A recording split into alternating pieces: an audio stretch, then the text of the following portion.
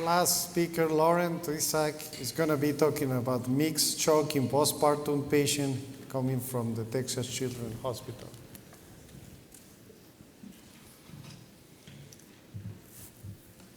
Hi, my name is Lauren Tezak. I'm an APP for the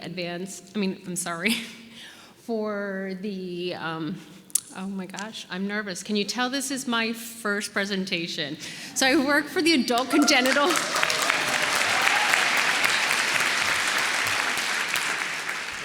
Present. It'll be fun, they said. They lied. Cocktail after this. Thank goodness. So anyway, I am one of the APPs for the Adult Congenital Heart Unit over at Texas Children's Hospital. And part of the presentation, I'm talking about different disciplines coming together for my case presentation. If I sound a little proud of my unit, it's because I am. We do phenomenal things. And I'm guessing, there we go. So our unit, the Congenital Heart Disease Unit, the adult unit, was created to meet the growing need, or a niche, as you can say, of specialists in adult congenital heart disease. It was opened in January 2021 on the 24th floor of the Legacy Tower, and is the first dedicated ACHD unit in the country.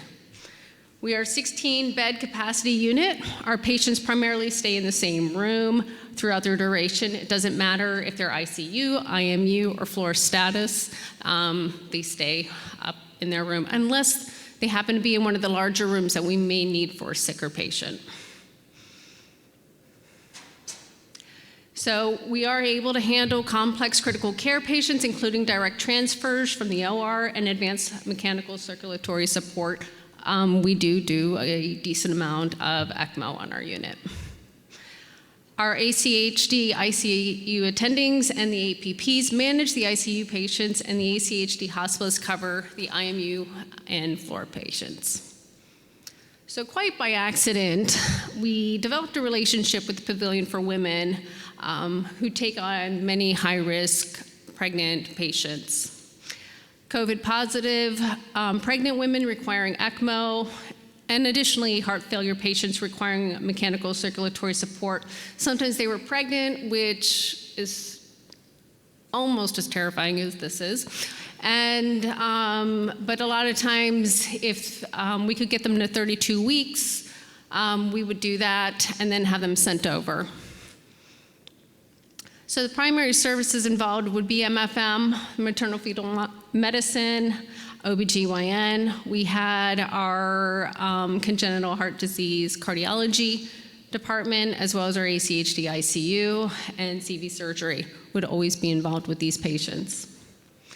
Very much out of our comfort zone. Communication between the teams became extremely vital. An L&D nurse would usually be assigned for continuous bedside coverage for monitoring, duration dependent on need. So the patient that I'm going to talk about, she's a 31-year-old Hispanic female. Her previous history was 2 years prior, she had an LCA rupture, and afterwards, her ejection fraction was 35%. She was asymptomatic. BMI was 45, and she did have medical non-compliance due to insurance issues.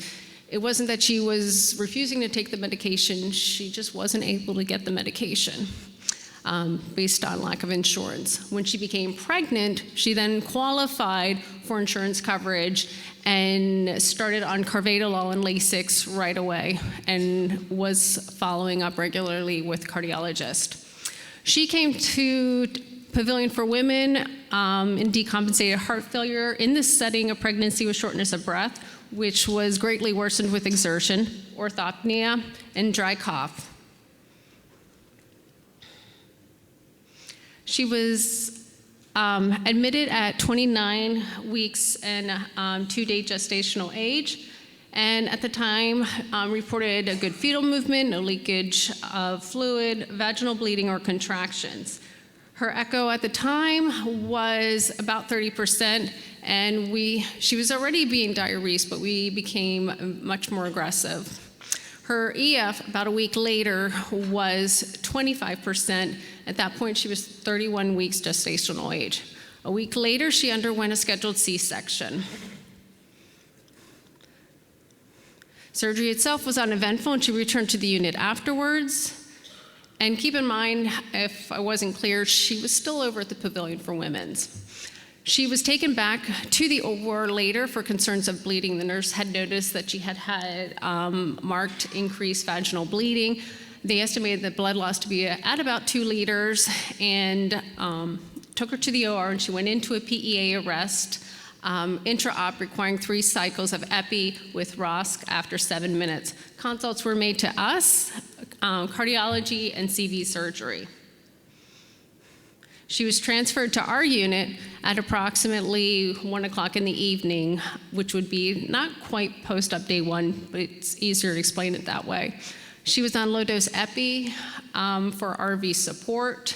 Heart rate was in the 80s, lactate was in the 5s.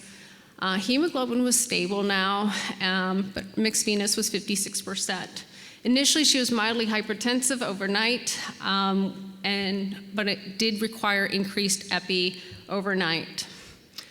She was on high-dose inotropes by later in the day, and an Impella was placed. She had frequent loss of pulsatility, regaining temporarily only with volume resuscitation, and had to remain on the high-pressed steroids. We were unable to continue to support her on just the Impella, and she underwent essential cannulation for a VA ECMO. Later on that evening, she had come back to the floor. I had been on these nights with her and was giving her large amounts of blood transfusion. Her hemoglobin remained stable. Despite that, there was no rise. And we had obviously a high suspicion for bleeding, which our scans did show intra-abdominal fluid. We continued with ongoing discussions with the ACHD ICU, cardiology, CV surgery, MFM, OBGYN, and the decision was made to go back to the OR for an exploratory lab. She was noted with a rectus sheath hematoma from an incomplete tear of her inferior epigastric artery, and she had a hemoperitoneum of almost 10 liters of blood in clots. They were able to get hemostasis, and she returned to her unit. And after that, she began to clinically improve. She was decannulated from ECMO on post-op day 6. She remained on Impella support at a setting of P6. We were gradually able to wean her off of Impella, and successful removal a week later. And then in another 3 days, she was transferred back to the MFM unit. She was completely off inotropes and only required oxygen and BiPAP at night. And then after a couple of weeks, her pre-discharge echo was 34%. She was on room air. She was sent home on GDMT from heart failure management. She went home with her baby. So happy endings.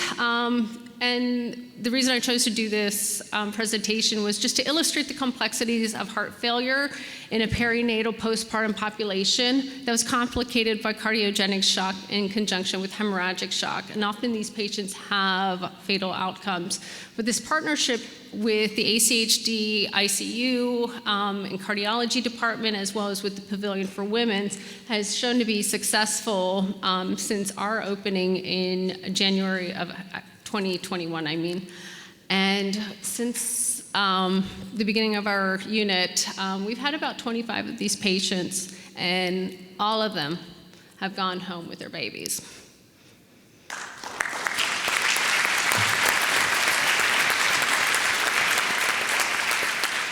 So Lauren, one thing I want to congratulate you. You found the niche. So one thing that I maybe will do a little bit different, we have this process in UT Memorial Hermann with all these patients. They are discussed in advance. And actually, when they go for the C-section or delivery, we already have a team discussion, and they go to our OR with a CV anesthesia. And sometimes some of these patients, we make the decision to place micropuncture sheets in arterial vein, just in case. And even when the process goes well, we don't let them go back to the maternal fetal unit. They go to our advanced heart failure ICU unit for 48 hours, where we watch it very close so we can intervene very early if there is any issue. So maybe that's a process. Dr. Pat Arroyo is involved in this. She's with us. We have a big team, Bindu Akanti, also one of our intensivists, Rahat Hussein, who is sitting here. So we streamline this process to try to protect all these patients and intervene very early. But I congratulate you on all these achievements. I had it memorized, I can say. It's funny when you get up here, you're like, I'm reading this now. But no, I agree with you. I agree with you. You know, I think what they should have done ahead of time is, especially, you know, she coded. They just didn't anticipate that, and I think earlier communications with us to at least have us on standby, so possibly intervention quick, you know, much more quickly. Because the truth is, when she had the blood loss, she didn't have the reserves, which left to this cascade of events, and it was one thing after another, thankfully, you know, it had a great outcome, and she messages me and, you know, lets me know that she's doing great and stuff like that, and it's not something that we thought about when we first opened our unit, but it definitely ends up being like a nice little extra service that we can provide for the community, because, you know, we're able to help offload this, especially during COVID, with all these women that were needing these ECMO beds, and they weren't available. I have to say something. I think communication is important. Something additional that we do is, because weekends, usually everything happens bad on the weekends or at night.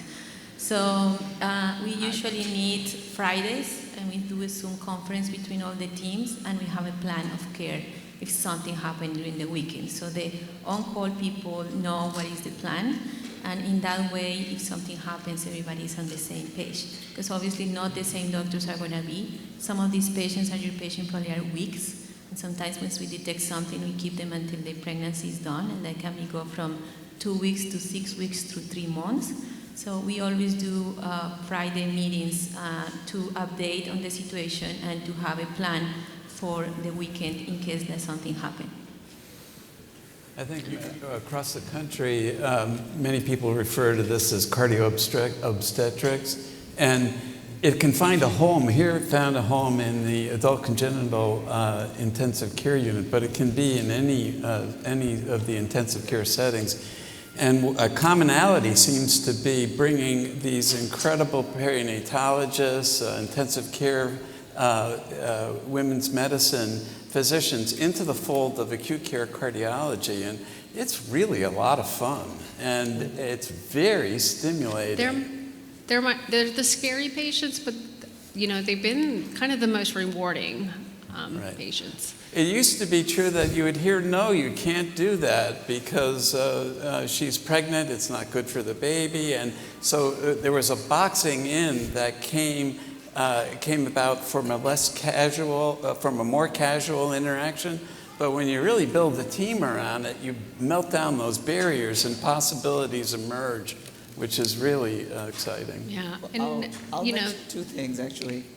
2 points that you made were interesting, and I think they open another new horizon on this VA ECMO journey.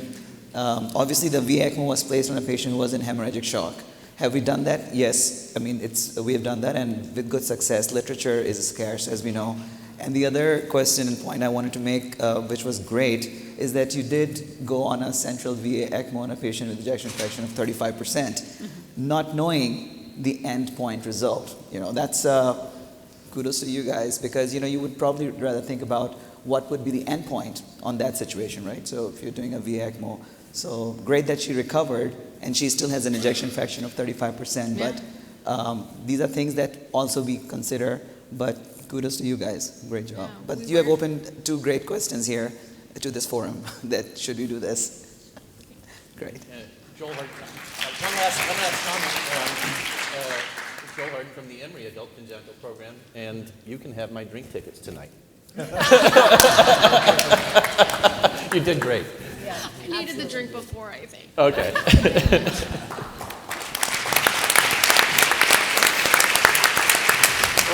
That concludes our session. We went from septic shock, mixed shock, cancer, ECMO, muscle wasting, microcirculation, heat, and postpartum. So.